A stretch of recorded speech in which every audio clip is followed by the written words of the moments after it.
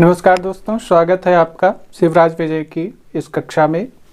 आज के अंक में हम ब्रह्मचारी गुरु द्वारा किए गए भारत के तात्कालिक परिस्थितियों का वर्णन जो उन्होंने योगीराज के प्रति किया था, योगीराज से जो भारत की तत्कालिक परिस्थितियों का वर्णन किया था, उस भाग को पढ़ेंगे। सर्वप्रथम हम आज के गद्य खंड का वाचन करते हैं। अथ सा मुनिः भगवन् धैर्येण प्रसादेन प्रतापेन तेजसा वीर्येण विक्रमेण शान्त्या श्रिया सौख्येन धर्मेण विद्यया च सममेव परलोकं सनाथितवती तत्र भवति विक्रमादित्ये शनैः शनैः पारस्परिक विरोध विशिथिलीकृत स्नेहबन्धनेषु राजसु भामिनी भूभंग भूरिभाव प्रभाव पराभूत वैभवेषु भटेषु स्वार्थ चिंता संतान वितानैकतानेष्वमात्य वर्गेषु प्रशंसा मात्र प्रियेषु प्रभुषु इंद्रस्त्वं वरुणस्त्वं कुबेरस्त्वं इति वर्णना मात्र अशक्तेषु बुधजनेषु कश्चन गजनी स्थान निवासी महामदो यवनः ससेनः प्राविशत् भारतवर्षे। स च प्रजा विलुण्ठ्य मंदिराणि निपात्य प्रतिमां विभिद्य परशतान् जनांश्च दासीकृत्य शतशः उष्ट्रेषु रत्नानि आरोप्य स्वदेशम् अनैसीत्। एवं ज्ञाताश्वादः पौनः पुण्येन 12 वारम् आगत्य भारतम् अलुलुण्ठत्। तस्मिन्नेव च स्वसंरम्भे एकदा गुर्जरदेशचूडायितं सोमनाथतीर्थमपि धूलीचकार। अथ सा मुनिः, अथ अनंतरम अर्थात पूर्व में जो वार्तालाप दोनों के बीच, ब्रह्मचारी गुरु और योगीराज के बीच हो चुका था, इसके बाद सा मुनिः, सा मुनिः अर्थात वह मुनि ब्रह्मचारी गुरु ने कहा भगवन। यहाँ पर जो भगवन शब्द का प्रयोग है, यह भगवन शब्द योगीराज के लिए प्रयोग किया गया है। भगवन अर्थात योगीराज। धैर्येण प्रसादेन प्रतापेन तेजसा वीर्येण विक्रमेण शान्त्या श्रिया सौख्येन धर्मेण विद्यया च सममेव परलोकं सनाथितवती तत्र भवति विक्रमादित्ये शनैः शनैः पारस्परिक विरोध विशिथिलीकृत स्नेह बंधनुषु राजसु। अर्थात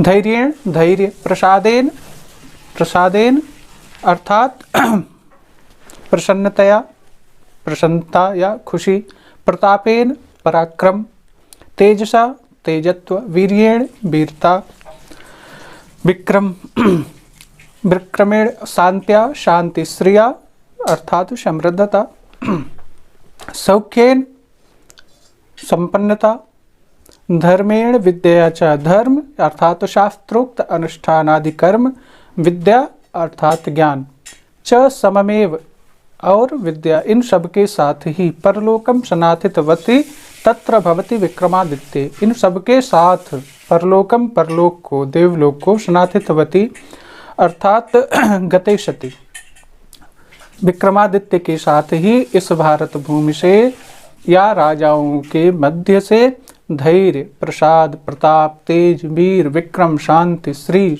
और सौख्य, धर्म, इनके साथ ही साथ विद्या, इन सब का भी विक्रमादित्य के साथ ही परलोक गमन हो गया।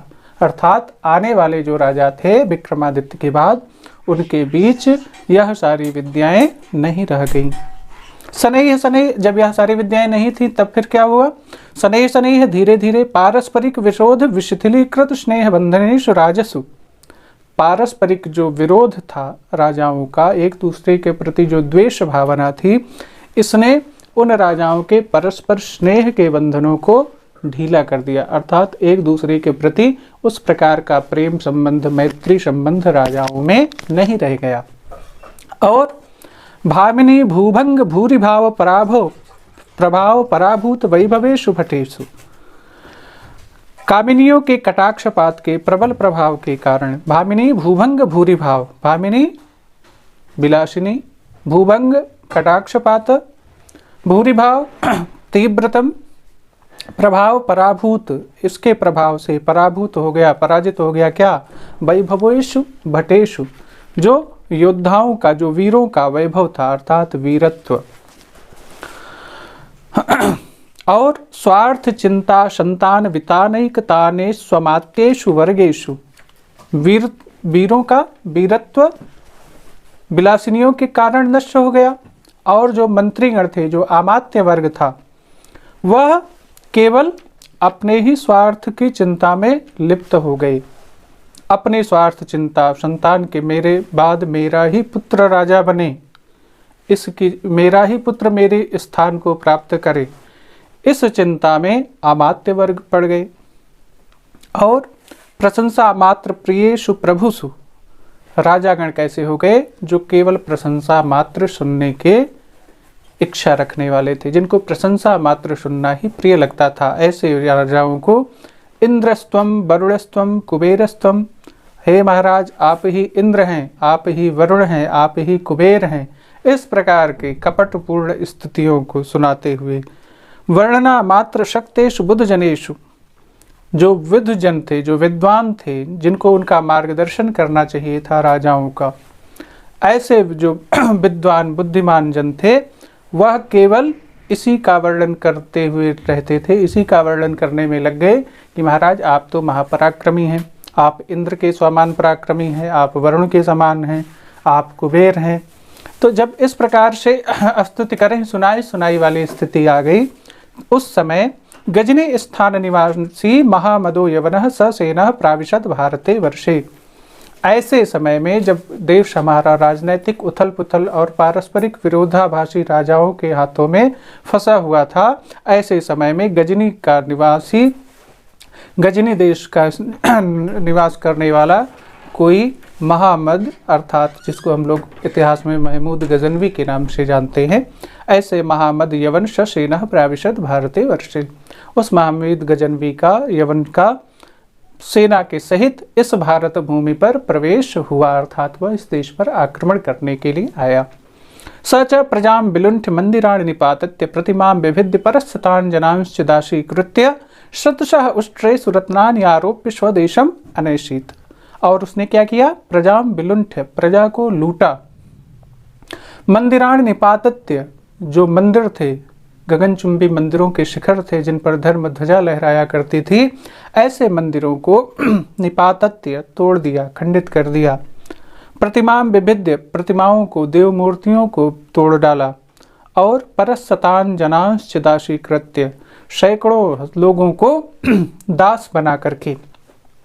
शतशः उष्ट्रेषु रत्नानि आरोप्य, सैकड़ों ऊंटों पर रत्नों को लादकर स्वदेशम अनैषीत्, अपने देश लेकर चला गया, अर्थात सैकड़ों लोगों को उसने दास बनाया और सैकड़ों ऊंटों पर रत्नों को भर करके, सोना चांदी हीरे जवाहरात जो हमारे भारत भूमि की संपदा थी, उसको भर करके, उसको लाद करके और अपने देश गजनी वापस चला गया।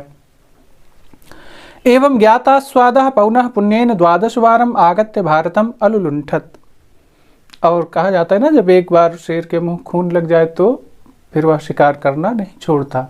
इसी प्रकार से उस महमूद गजनवी को जब भारतवर्ष के धन वैभव और यहाँ के लोगों की कमजोरी का पता लग गया, यहाँ की संपत्ति का स्वाद जब उसे मिल गया, एवं ज्ञाता स्वादः, इस प्रकार से जब उसने यहाँ की संपत्ति का, वैभव का स्वाद प्राप्त कर लिया, तो पौनः पुण्येन द्वादशवारम आगत्य भारतम अलुलुण्ठत, बार बार आते हुए 12 बार आकर के उसने भारत को लूटा। तस्मिन्नेव च स्वसंरम्भे एकदा गुर्जर देश चूड़ायितम सोमनाथ तीर्थमपि धूलि चकार। और अपने उसी अभियान में एक बार उसने गुर्जर देश अर्थात गुजरात में चूड़ायितम सोमनाथ तीर्थमपि, सर्वश्रेष्ठ चूड़ायितम अर्थात सर्वश्रेष्ठ सोमनाथ तीर्थ को भी धूल दूषित कर दिया, विनष्ट कर दिया। अद्य तु तत्तीर्थस्य नामपि केनापि न स्मर्यते परम तत्समये तु लोकोत्तरम तस्य वैभवम् आसीत्। तत्र हि महार्ह वैदूर्य पद्मराग माणिक्य मुक्ता फलादि जटितानि कपाटानि स्तंभानि ग्रहावग्रहणीः भित्तिः वल्लभीः विटंकानि च निर्मथ्य रत्न निचयमादाय शतद्वयमण सुवर्ण श्रृंखलावलंबिनीं चंचचाकचक्य चकितीकृतावलोचक लोचन निचयां महाघंटां प्रसह्य संगृह्य महादेव मूर्तावपि गदाम् उदतुलत्। अद्य तु तत्तीर्थस्य नामपि केनापि न स्मर्यते। आज तो उस तीर्थ का नाम भी किसी को स्मरण नहीं है। यह आज की बात नहीं है, आज तो ईश्वर की कृपा से वहाँ पर सोमनाथ तीर्थ में, सोमनाथ धाम में बहुत सुंदर पुराने वैभव के समान ही पुराने जो वहाँ का संपन्नता था, जो समृद्धि थी, उसी प्रकार से ईश्वर की कृपा से आज सोमनाथ तीर्थ में पुनः भगवान शिव का भव्य मंदिर विद्यमान है। लेकिन यह जिस समय की बात हो रही है उस समय, क्योंकि उस समय हमारे देश में यवनों का शासन था, मुगलों का शासन था, और मुगलों के समय में भारत के सभ्यता संस्कृति को बड़ा आघात पहुंचा था। उस समय की घटना इसमें वर्णन की गई है। तो उस समय के कालखंड में योगी ब्रह्मचारी गुरु वर्णन करते हुए कहते हैं कि अद्य तु तत्तीर्थस्य नामपि केनापि न स्मर्यते। आज तो उस तीर्थ का कोई नाम भी नहीं स्मरण करता। परम तत्समये तु लोकोत्तरम तस्य वैभवम् आसीत्। लेकिन उस समय कब? जब महमूद गजनवी का आक्रमण हुआ था, तब उस समय उसका वैभव, उसकी संपन्नता, उसकी समृद्धि असाधारण थी।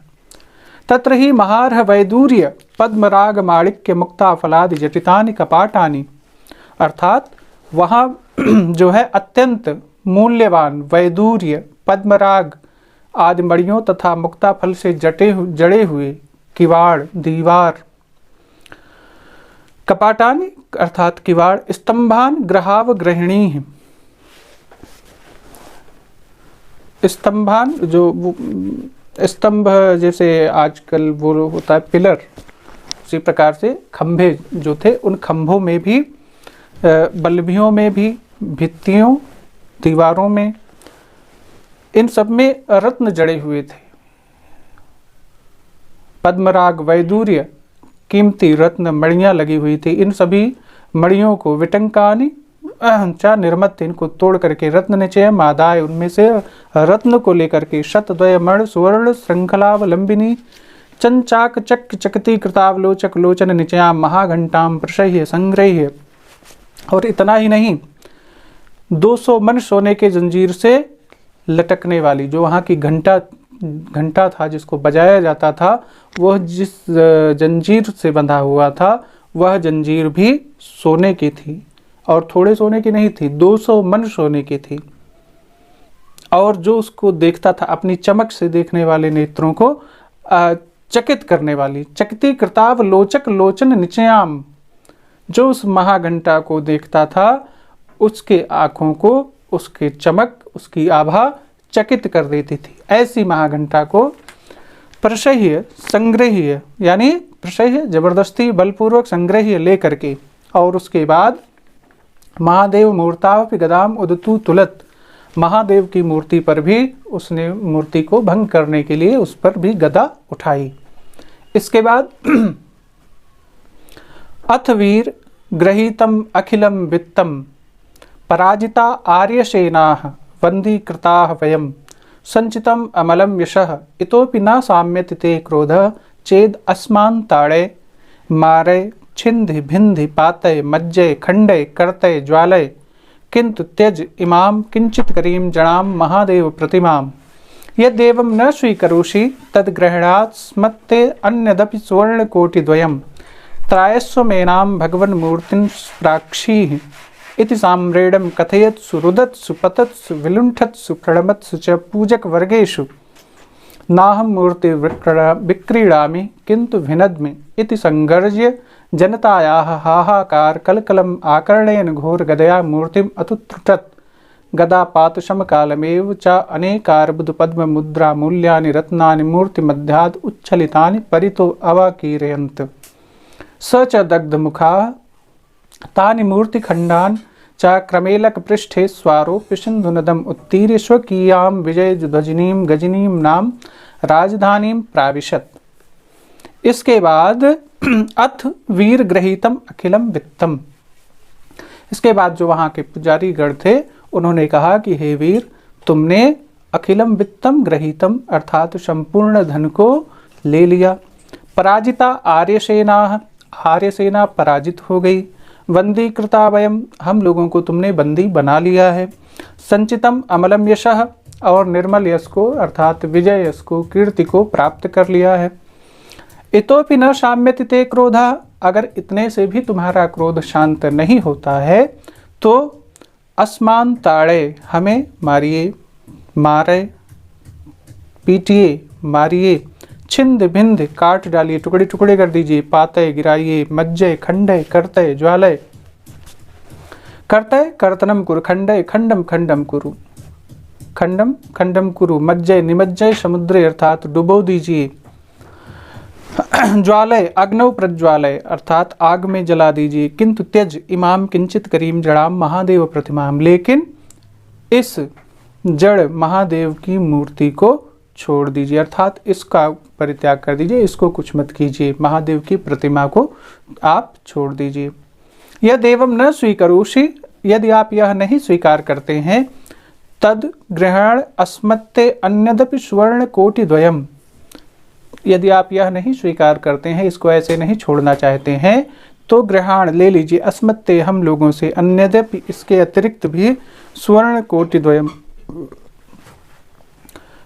2 करोड़ स्वर्ण मुद्राएं, लेकिन त्रायस्वम एनाम भगवन मूर्तिम स्प्राक्षी, लेकिन इस महादेव की मूर्ति को छोड़ दीजिए। इति साम्रेडम कथयत्सु, ऐसा कहते हुए भी, रुदत्सु रोते हुए, पतत्सु गिरते हुए, विलुंठत्सु प्रणमत्सु च पूजक वर्गेषु, प्रणाम करते हुए और रोते हुए अर्चक समूहों के, पूजक वर्गेषु अर्थात पुजारियों के ऐसा कहने पर भी, नाहम मूर्ति विक्रीड़ामि किंतु भिनद्मि, मैं इस मूर्ति को बेचूंगा नहीं बल्कि तोड़ूंगा। इति संगर्ज्य जनतायाः हाहाकार कलकलम आकर्णयन, ऐसा कहकर गरजते हुए और जनता के कोलाहल को सुनते हुए भी, घोर गदया मूर्तिम अतुत्रुटत, अपनी भयंकर गदा से उस मूर्ति को उसने तोड़ दिया। गदापात समकालमेव च अनेक अर्बुद पद्म मुद्रा मूल्यानि रत्नानि मूर्ति मध्याद उच्छलितानि परितो अवाकीरयंत, उस मूर्ति पर गदापात करते ही, गदा लगते ही मूर्ति के बीच से, मूर्ति के मध्य से अनेक अर्ब पद्म मुद्रा मूल्य के रत्न उछल करके चारों ओर बिखर गए। सच दग्धमुखा, और वह मुँह जला, दग्धमुखा ये क्रोध में व्यक्ति कहता है, जैसे प्रेम पूर्वक कहेगा तो क्या कहेगा, दुधमुहा अर्थात मासूम, और यदि कोई अत्याचारी व्यक्ति होगा, अन्यायी होगा, दुष्ट होगा तो उसको क्या कहा जाएगा, दग्धमुखा अर्थात जलमुहा या मुँहजला जो कहा जाता है उसके लिए। तानि मूर्ति खंडानि, और वह मुँहजरा उन मूर्ति के टुकड़ों को क्रमेलक पृष्ठेषु आरोप्य सिंधु नदम उत्तीर्य, क्रमेलक अर्थात ऊँटों के पीठ पर, क्रमेलक पृष्ठेष ऊँट की पीठ पर आरोप्य लाद करके, सिंधु नदम उत्तीर्य सिंधु नदी को पार करके, सुकियाम विजय ध्वजनीम गजनीम नाम राजधानीम प्राविशत, अपनी विजय ध्वज वाली गजनी नाम की राजधानी में प्रवेश कर गया, अर्थात उन रत्नों को लेकर के वह फिर से सिंधु नदी पार करके गजनी देश, अपने देश चला गया। अथ कालक्रमेण सप्ताशीतुत्तर सहस्रतमे वैक्रमाब्दे सशोकं सकष्टञ्च प्राणान् त्यक्तवती महामदे गोरदेशवासी कश्चित् सहाबुद्दीन नामा प्रथमं गजनीदेशमाक्रम्य महामदकुलं धर्मराजलोकाध्वन्यध्वनिनं विधाय सर्वाः प्रजाश्च पशुमारं मारयित्वा तद्रुधिराद्रमृदा गोरदेशे बहून् गृहान् निर्माय चतुरङ्गिण्यानीकिन्या भारतवर्षं प्रविश्य शीतलशोणितान् नप्यशयन् 50 उत्तर 12 शतमितेब्दे दिल्लीमस्वयां बभूव। इसके बाद अथ कालक्रमेण, इसके बाद कालक्रम से 87 उत्तर सहस्रतमे, 7 अशीति उत्तर सहस्रतमे, अब यहाँ पर देखिए सहस्रतमे अर्थात 1000, सप्त अशीति उत्तर, सप्त 7 अशीति 80, 1087 वैक्रमाब्दे विक्रम संवत में 1087 विक्रमी में सशोकम अर्थात दुख पूर्वक कष्ट पूर्वक, सकष्टंच दुख और कष्ट पूर्वक, प्राणांश त्यक्तवती प्राण त्यागने के बाद, किसके? महामदे अर्थात महमूद गजनवी के। 1087 ईस्वी में महमूद गजनवी के दुख और कष्ट पूर्वक प्राण त्याग देने के बाद गोर देशवासी कश्चित सहाबुद्दीन नामा, गोर देश में निवास करने वाले किसी सहाबुद्दीन नाम के व्यक्ति ने, यवन ने, प्रथमम गजनी देशम आक्रम्य, सर्वप्रथम गजनी पर आक्रमण किया और महामदकुलम धर्मराज लोकाध्वन्य ध्वनिनम विधाय, और महमूद के वंश का, महामदकुलम महमूद गजनवी के वंश का, धर्मराज लोकाध्वनि धर्मराजस्य, धर्मराज अर्थात यमराज के, अध्वनि मार्ग पर, विधाय भेजकर अर्थात यमराज के यमलोक के मार्ग पर भेजकर, यानी यमपुरी पहुंचा करके या समाप्त करके, सर्वाह प्रजाश्च पशुमारम मारयित्वा, और जो गजनी की प्रजा थी वहाँ की प्रजा को पशुओं की तरह पीट कर, तद रुधिरार्द्र मृदा गोरदेशे बहून गृहान निर्माय, उनके रक्त से भीगी हुई मिट्टी से गोर देश में बहुत से घरों का निर्माण करके, चतुरंगिण्या अनिकिन्या, चतुरंगिणी अनि अर्थात चतुरंगिणी सेना को लेकर, भारतवर्षम प्रविश्य, भारतवर्ष में प्रवेश करके, शीतल शोणितान अप्यसयन 50 उत्तर 12 शतमिते अब्दे दिल्लीम अस्वयाम बभूव, चतुरंगिणी सेना के साथ भारतवर्ष में प्रवेश करके शीतल रक्त वाले, शीतल शोणितान अप्य अशयन अर्थात शीतल रक्त वाले हिंदुओं को, भारत भूमि निवासियों को भी असयन अर्थात काटते हुए, मारते हुए, 50 उत्तर 12 शतमिते अब्दे अर्थात 50 किसके उत्तर में? 12 अर्थात 12 के, यानी 1250 विक्रमाब्द में दिल्लीम अश्वयाम बभूव, दिल्ली को अश्वारोहियों के साथ घेर लिया अर्थात दिल्ली पर गोरी ने आक्रमण किया।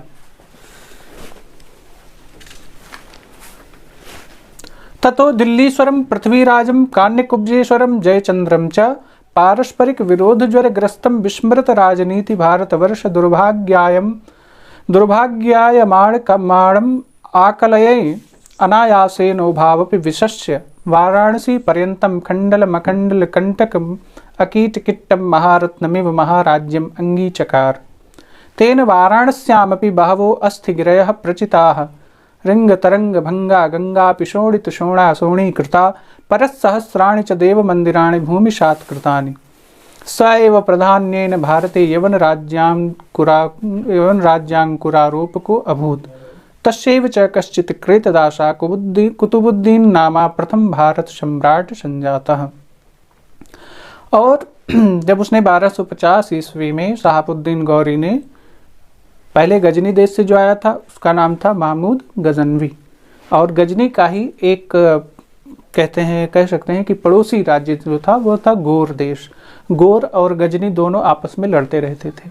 तो गजनी जब तक महमूद गजनवी था तब तक शक्तिशाली था, लेकिन गजनवी के मरने के बाद उधर गोर देश में शहाबुद्दीन गौरी का उदय हो गया, तो उसने सबसे पहले गजनी को तहस नहस किया, उसके साम्राज्य को लूटा, महमूद गजनवी के वंश को समाप्त किया, और उसके बाद में फिर भारत भूमि पर आक्रमण किया, दिल्ली पर आक्रमण किया 1250 ईस्वी में।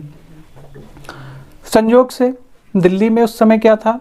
ततो दिल्लीश्वरम पृथ्वीराजम, जो दिल्लीश्वर थे अर्थात दिल्ली के जो सम्राट थे, कौन? पृथ्वीराज चौहान, और कान्यकुब्जेश्वर जयचंद्रम च, कन्नौज के राजा जयचंद्र, पारस्परिक विरोध ज्वर ग्रस्तम विस्मृत राजनीतिम, वह पारस्परिक विरोध के ज्वर से ग्रस्त थे अर्थात उनमें परस्पर बहुत बड़ी कलह व्याप्त थी।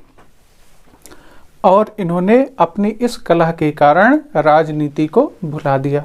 राजनीति क्या कहती है कि हम दो आपस में भले लड़ें, लेकिन यदि कोई तीसरा शत्रु हम पर आक्रमण करने आए तो हम दोनों एकजुट होकर के पहले उसका सामना करें, कि हमारे बगल में कोई तीसरा ना आके बैठ जाए। लेकिन इन दोनों के बीच में जो आपसी कलह थी, जो वैमनस्य था, उसने उनकी इस राजनीति को भुला दिया। और यह क्या था? भारतवर्ष दुर्भाग्यायमाणम आकलय्यम अनायासेन उभावपि विशस्य। भारतवर्ष का दुर्भाग्य था। भारतवर्ष के इस दुर्भाग्य को उसने क्या किया? आकलन किया, जाना, समझ गया, और अनायास ही दोनों को मारकर, एक बार आप लोग इतिहास जानते ही हैं कि पहले जयचंद की सहायता से पृथ्वीराज चौहान का विनाश किया, और उसके बाद में फिर जयचंद को, दोनों को मार करके वाराणसी पर्यंतम खंडल मखंडल कंटक मकीट किट्टम महारत्नमिव महाराज्यम अंगी चकार। वाराणसी तक के निष्कंटक राज्य को, जब दिल्ली पर अधिकार हो गया, कन्नौज पर अधिकार हो गया और उनका शासन वाराणसी तक फैला ही था, तो वाराणसी तक का जो राज्य था अखंड मंडल वाले, ऐसे निष्कंटक राज्य को उसने उसी प्रकार से स्वीकार कर लिया जैसे कोई महारत्न कीट और मल से रहित जो मणि है, मणि के समान इस सुंदर राज्य को उसने स्वीकार कर लिया, इस पर अधिकार कर लिया। और इसके बाद वाराणस्याम बहवो अस्थिगिरयः प्रचिता। वाराणसी में भी अनेकों अस्थियों के पर्वत बना दिए, भयानक नरसंहार किया वाराणसी में। रिंग तरंग भंगा गंगापि शोणित सोणा शोणित कृता। रिंग तरंग भंगा अर्थात चंचल लहरों वाली जो गंगा है उनको, शोणित सोणा सोणी कृता, गंगा को खून की लालिमा से लाल कर दिया। शोणित सोणा रक्त की लालिमा से, सोणी कृता लाल कर दिया। परसहस्राणि च देव मंदिराणि भूमिशात कृतानि, और हजारों देव मंदिरों को धूलि धूसरित कर दिया, तोड़ डाला। स एव प्रधान्येन भारते यवन राज्यांकुरारोप को अभूत। वही प्रमुख रूप से भारत में यवन राज्य का अंकुर रोपने वाला हुआ। कौन? वही कौन? शहाबुद्दीन गौरी। तस्सैव च कश्चित कृतदासः, और उसका ही कोई कृतदास, कृतदास मतलब खरीदा हुआ दास, कुतुबुद्दीन नामा, जिसका नाम था कुतुबुद्दीन, वह प्रथम भारत सम्राट संजातः, भारत का पहला यवन सम्राट बना। तो आज के अंक में बस इतना ही। इसके आगे का जो वर्णन है उसको हम अपने अगले अंक में लेकर आपके समक्ष पुनः प्रस्तुत होंगे। तब तक के लिए नमो नमः। जय श्री